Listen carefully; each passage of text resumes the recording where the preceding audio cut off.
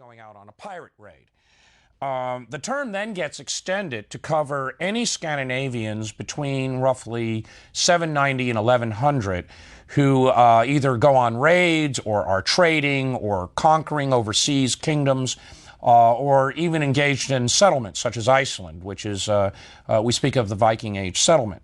So it's fair to say that Scandinavia from 790 to 1100 experienced what we call the Viking Age, and you can talk of Scandinavian civilization in the Viking Age. On the other hand, the term Viking really should be used to designate Scandinavians overseas, especially as raiders, attackers of Christian kingdoms, and then later as merchants as well as colonizers and eventually as kings, such as King Canute of Denmark, who conquers England in 1014, 1016. So we need to keep that designation in mind. The other important thing we have to keep in mind is that Scandinavians were known by a number of names overseas. Viking was just one of several. Frankish chronicles, that is, the monks who would be writing today in what is Western Europe, France, the lowlands, West Germany, often just vaguely referred to them as Northmen or Normanni, from which we get the word Normans.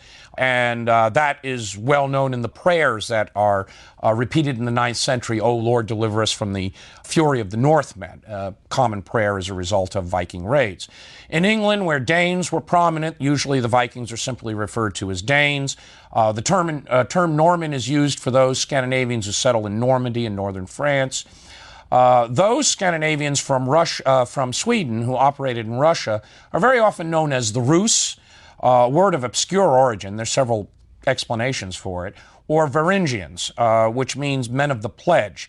That's a term used to designate especially Swedes and other Scandinavians who come to serve in the Byzantine armies. That is, they're men who take an oath and fight as a retinue to the Byzantine emperor. But all of these terms are referring to the same people. They are the Scandinavians from this period in the early Middle Ages who are popularly known as the Vikings.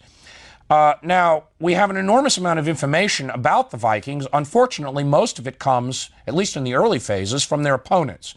So we're constantly filtering these monastic chronicles and hostile reports of their victims, and we're balancing that against archaeology and then what the Scandinavians tell about themselves in later generations when they've converted to Christianity. So part of the theme of this course is going to be looking at really three very different sets of evidence. The contemporary literary records, which are written by largely Christians, some Muslim accounts, who see the Vikings as hostile, as their worst nightmare, that stereotypical barbarian. And in the case of the Western Europeans, they're drawing on a very, very old Roman tradition of seeing northern barbarians that way.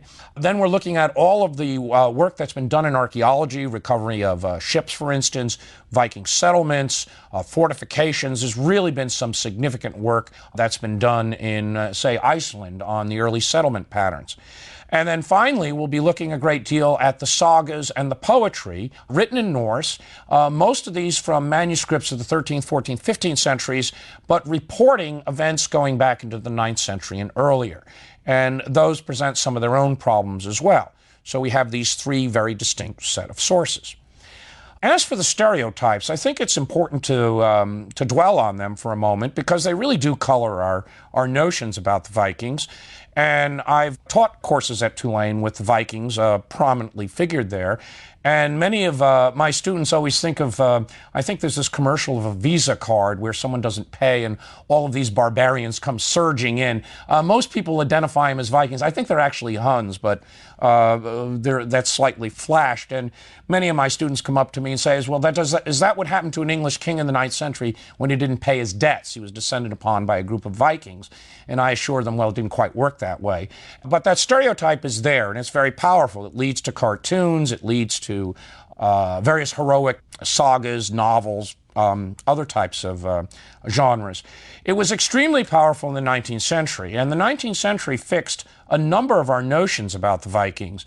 Richard Wagner's Cycle of the Ring, for instance, is based on the Norse version of the legend of the Volsungs, and we'll be talking about the Volsungs later in this course, which is the earliest set of heroes known in Scandinavian literature.